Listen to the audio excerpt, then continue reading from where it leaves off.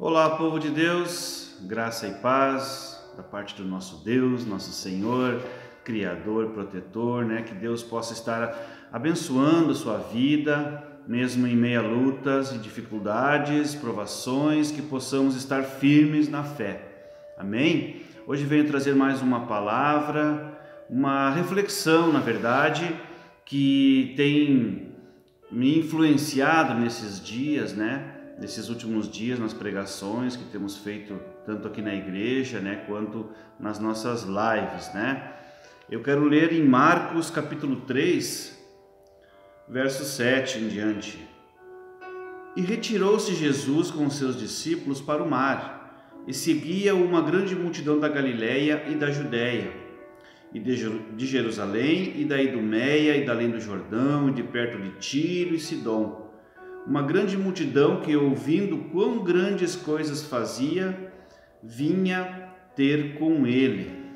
Amém? Até aí, para nossa reflexão, percebemos aqui, irmãos, que muitas pessoas, nesse momento, nessa época, nesse momento do ministério de Jesus, da sua pregação, o seguiam, vinham ter com ele, porque ouviam, ficavam sabendo, com os meios de comunicação da época, ficavam sabendo as maravilhas que Jesus vinha fazendo de cura, de libertação, de milagres, Então as pessoas eram arrebanhadas, por essa notícia, que o Messias estava chegando, que o Salvador estava chegando, que as profecias, de todo o Antigo Testamento, tudo aquilo que os profetas haviam declarado sobre o Messias estava chegando esse tempo, estavam acontecendo, não é verdade? E aí as pessoas vinham de todos os lugares, deixavam seus afazeres, deixavam sua vida cotidiana,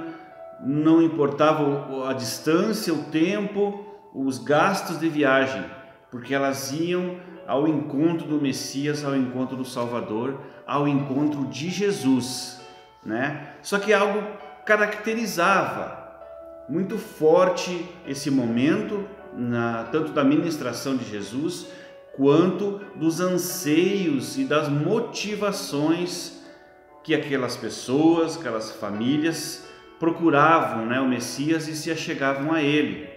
Qual era essa característica, irmãos? Eram as maravilhas, eram os milagres, eram os grandes prodígios que estavam acontecendo através do ministério de Jesus Cristo naquela época. Então as pessoas eram arrebatadas, Elas eram seduzidas, elas eram chamadas por esses milagres. Só que o próprio Jesus, em determinado momento, quando ele se retirava para o deserto, mesmo na Galileia, quando ele estava pregando, que as pessoas queriam que ele ficasse ali, que ele se detivesse ali, ele diz: não, eu tenho que ir para outras cidades, eu tenho que pregar o Evangelho, as boas novas, porque foi para isto que eu vim. São palavras de Jesus. Foi para este objetivo, este motivo que eu estou aqui, proclamar o Evangelho. Então ele precisa ir de cidade em cidade, Só que as pessoas naquele momento não queriam. As pessoas queriam era o seu milagre pessoal, o seu milagre momentâneo, suprir a sua necessidade.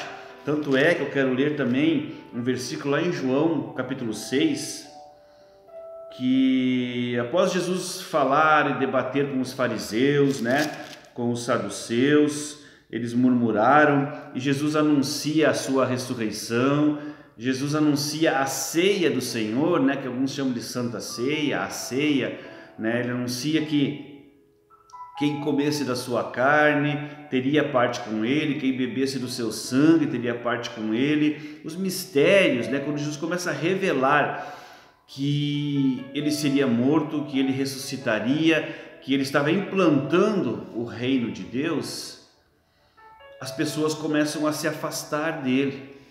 Olha o que diz lá no versículo 66, João 6, 66, diz assim: desde então, muitos dos seus discípulos tornaram para trás e já não andavam com ele. Então, nesse momento aqui, muitos dos seus discípulos, muitas pessoas se afastam de Jesus, tornaram para trás, que significa que voltaram às suas vidas cotidianas, voltaram aos seus afazeres, porque aquelas palavras de Jesus começaram a soar de uma forma estranha para elas.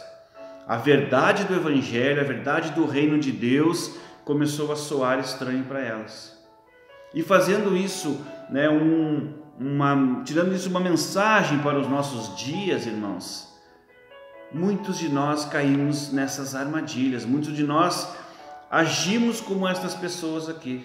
Procuramos a Deus, procuramos uma igreja, procuramos nos congregar, procuramos irmãos quando estamos muito necessitados, quando estamos precisando de um grande milagre, precisando de uma cura, de uma libertação, uma porta de emprego, sei lá, tantas necessidades que são lícitas, que são verdadeiras. Mas quando nós nos deparamos com a verdade do Evangelho, com a implantação do reino de Deus, que temos um rei, que temos um Deus que nos governa, que controla tudo, que ao seguirmos, ao entrarmos nesse reino, ao seguirmos esse rei e sermos servos e filhos desse Deus, o nosso comportamento precisa mudar, as nossas atitudes, nossas vidas precisam ser transformadas, nossas vidas precisam ser melhoradas a cada dia, à luz do Evangelho, à luz da palavra de Deus. Veja que eu não estou falando de doutrinas, de homens, de regras de igreja, que muitas vezes são também lícitas, necessárias para o funcionamento da igreja e da vida em congregação, em comunhão. Regras precisam ser respeitadas. Imagina se uma igreja não vai ter regras de horário, regras de alguns comportamentos, vai ser tudo solto, acaba que vira uma bagunça, uma baderna e não avança. Mas eu estou falando aqui de comportamentos à luz do Evangelho, sobre perdão, sobre generosidade, sobre amar ao próximo como a si mesmo, sobre ir ao encontro do próximo, coisas que vão nos tirando da zona de conforto, nos fazendo nos mexer, nos fazendo revolvendo a nossa vida e causando um impacto.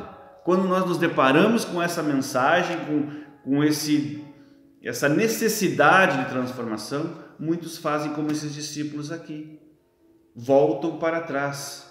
Não era tudo isso que eu queria. Não, de repente, aquela igreja está me exigindo demais, aquele pastor está cobrando demais, esse negócio de ser crente, de ser cristão, de ser evangélico, isso aí é meio pesado, isso não fecha com os dias de hoje, estão exigindo tanto da gente, não é verdade?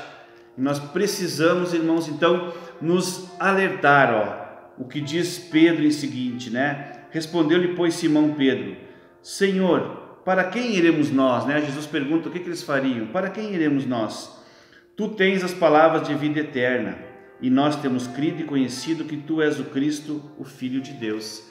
Amém, irmãos? Assim nós temos que fazer como Pedro, dizer: Senhor, aonde nós iremos?